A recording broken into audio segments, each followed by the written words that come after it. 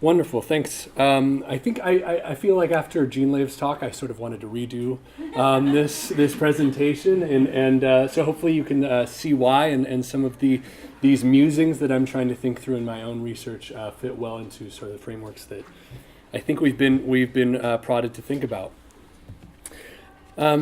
In this conversation about applied anthropology, it would be a mistake to leave out its most debated and contentious sub-theme, the development anthropology and the anthropology of development.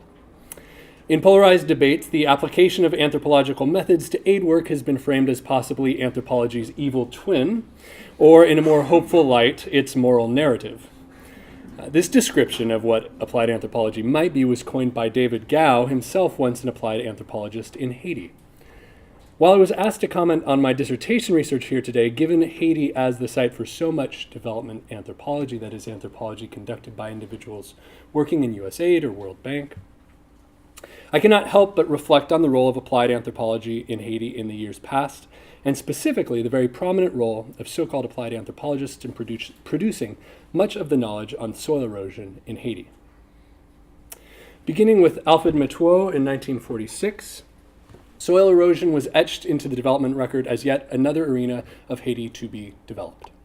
Following decades later was the work of Gerald Murray, a graduate of this program who published a series of USAID reports on soil conservation in the late 70s and early 80s. Following that intervention, my own research would quite literally stumble across conservation measures that had been continually constructed and implemented since the 1950s. There's a lot of inbreeding that's going on here. It would be all too convenient to argue that it was the recommendations of anthropologists only that have shaped the face of soil conservation in Haiti, but that would be clearly just ascribing a bit too much to the role of research in directing aid ventures. Doing so would also hide the way that anthropological research on soil conservation in Haiti has combined with highly financialized forms of measurement to create the current context of soil conservation interventions in Haiti. So in this presentation, I'd like to highlight both of these productions as they influence contemporary Haitian soils and farmers. One, the production of knowledge through anthropological research, and two, the production of success through these highly financialized audits. I'll first think through the way in which Haitian hillsides and the very problem definition of soil erosion emerged from these applied social science debates.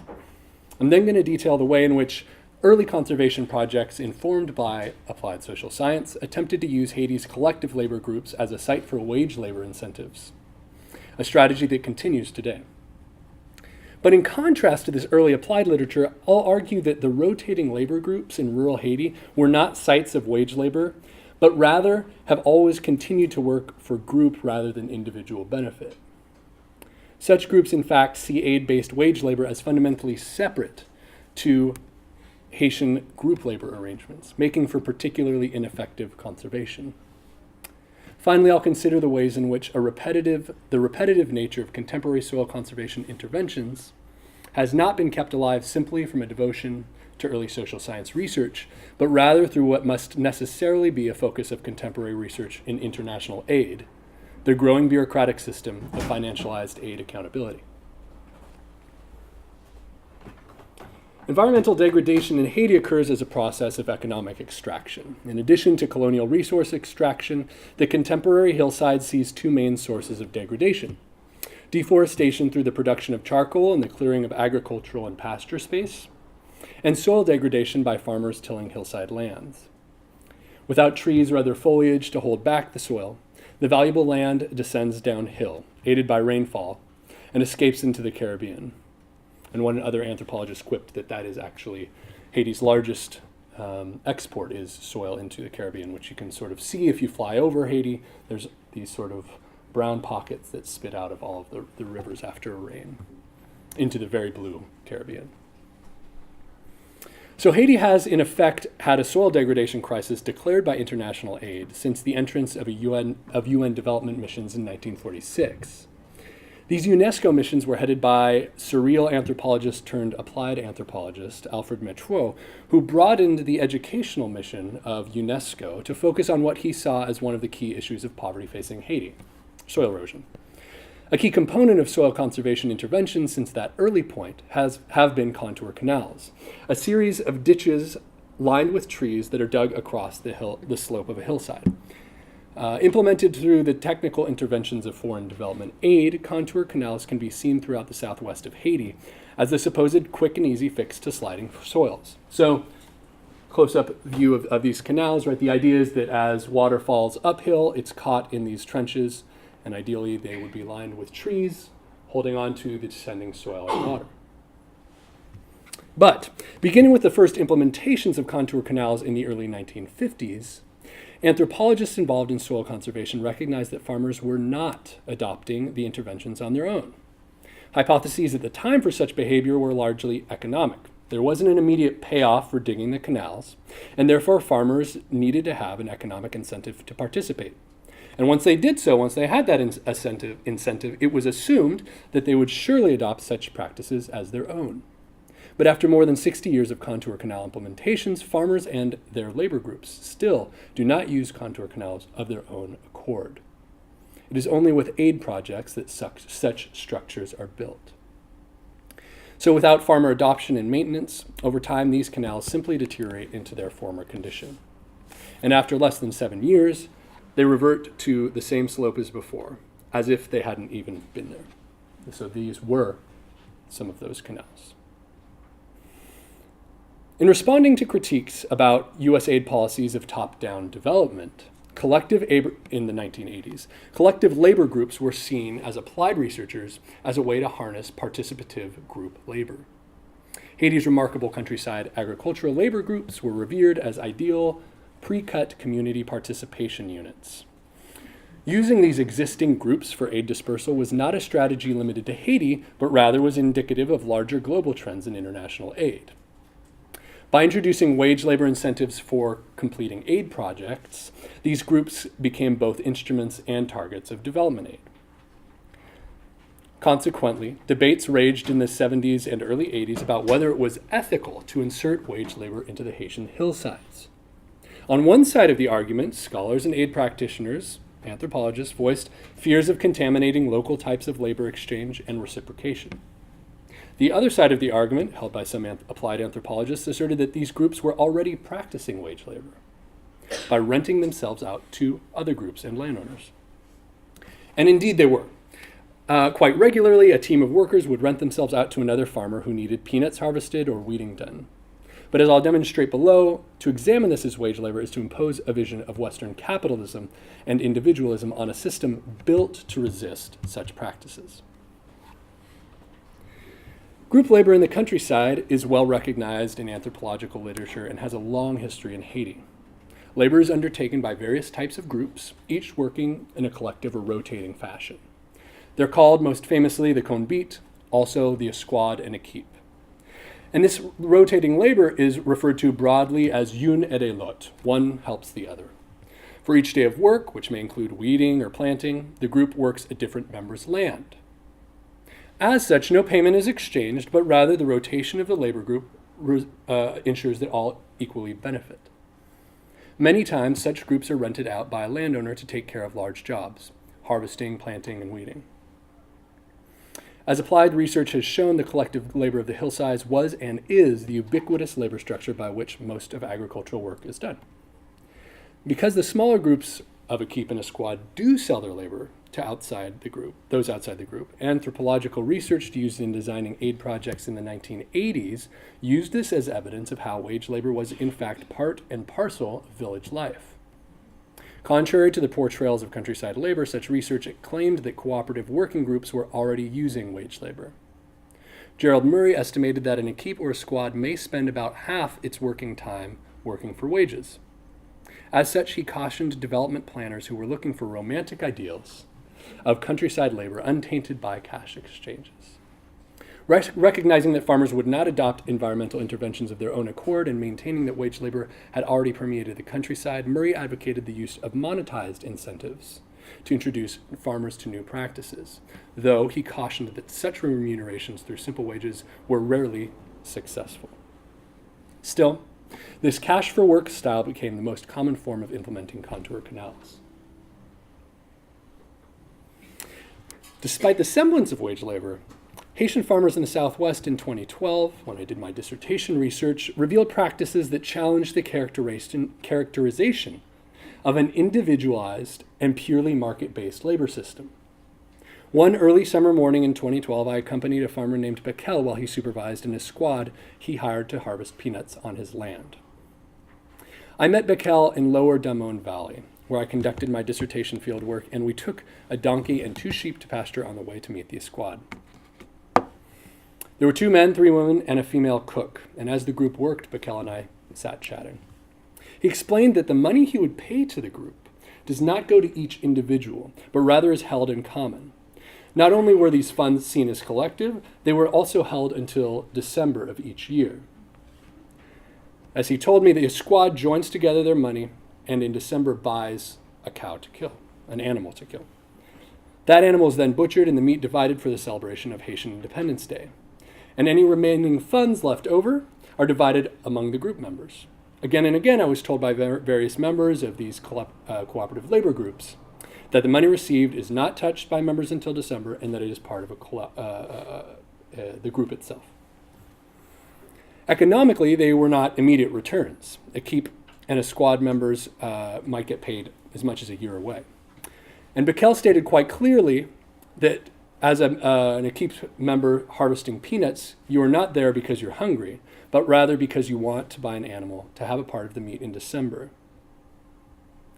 So as part of a cooperative work group, there's not immediate nor individual payment. Rather, the money accrued is placed in a communal account. And not only is that money dispersed at a later date, it's a collective non-cash gain. In the face of high school fees, the high cost of food, and unpredictable events like crop loss due to unforeseeable droughts and hurricanes, Haitian group labor overlooks the immediate hunger or material needs and maintains a perspective based on a collective future. This tradition, I was told, was held because those enslaved on Saint-Domingue, Haiti's name as a colony, were not permitted to eat soup. Others, including anthropologist Jenny Smith, have documented the importance of meat on that day, on the Day of Independence.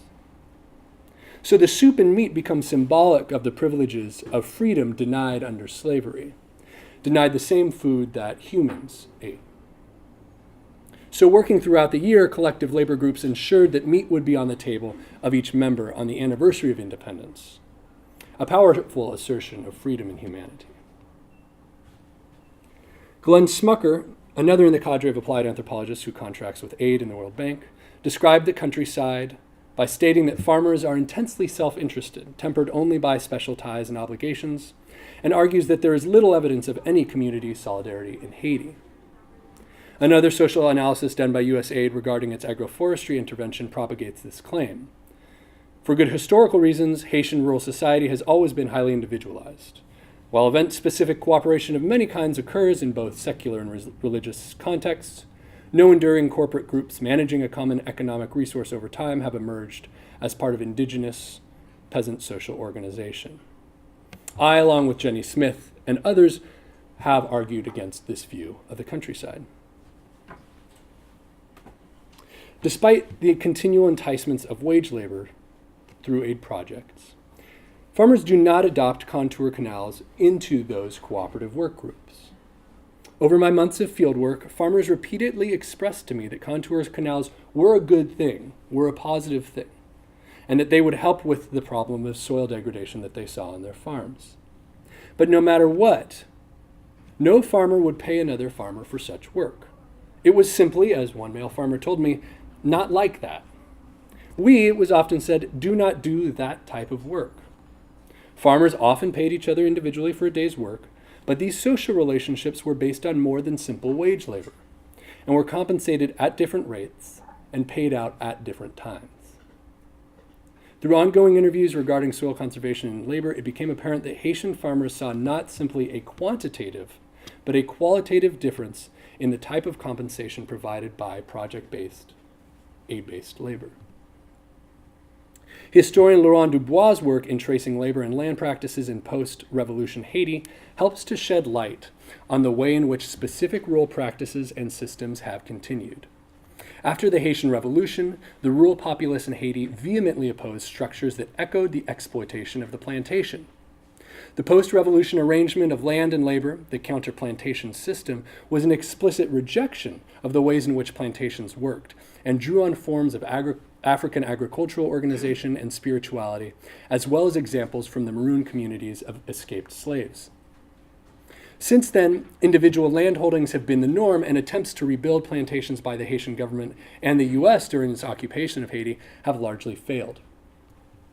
Despite concerns of contamination, rotating work groups in Haiti remain tied to the idea of the collective, as their practices and work arrangements go far beyond a simple monetary reward. And as Dubois' ideas highlight, these are often seen as frustrating aspects of Haitian culture and seen as an impediment to progress. But the work of the équipe in the squad is not only an act of teamwork in the field, it is a profound assertion of dignity, independence, and interdependence in the face of constant struggle. Group labor in the fields of Haiti is therefore not only a means to an individual end, but a constant practice of collectivism. But such reframing of previous anthropological research, applied or not, and such reframing of such research, previous applied or not, is perhaps the very real way in which qualitative field research becomes trustworthy and validated and shared amongst the community. Yet while such reframing helps to understand the recommendations of anthropologists of Haiti's past, it doesn't help us to understand why, given a farmer's reluctance to adopt and the ineffectiveness of such canals, the canals have been replicated time and again. The efforts of Jude, an agronomist from a community organization in the Southwest, highlights the ways that contour canals become successful. Jude was the president of a small community organization, and over the period of 3 months, his organization was contracted by the UN to build contour canals along a number of slopes in Leger. And as executive director, he worked to ensure that projects were completed successfully so that his organization could then receive more projects, pay its staff, and continue to survive. But their project didn't go as planned. Because of the heavy drought during the summer of 2012, many of the seedlings that lined the canal died after they were planted. And after the end of that 3-month cycle, a representative of the UN agency inspected the work.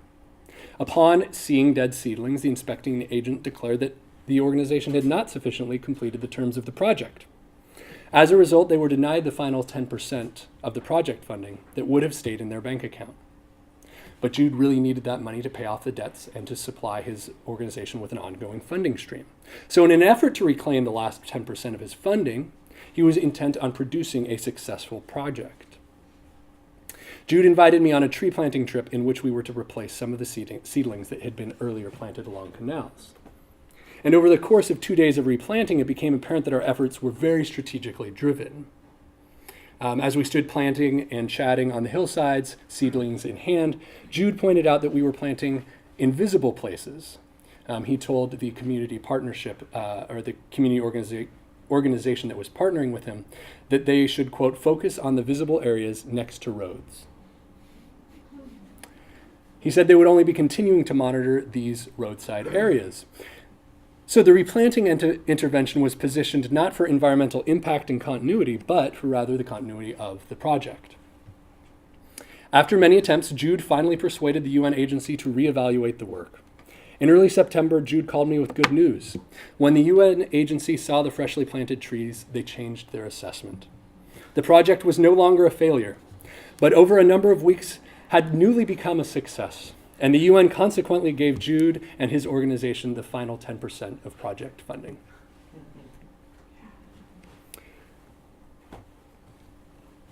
Do I have like 2 minutes? 1. I have 1 minute. It's great. No, this is good.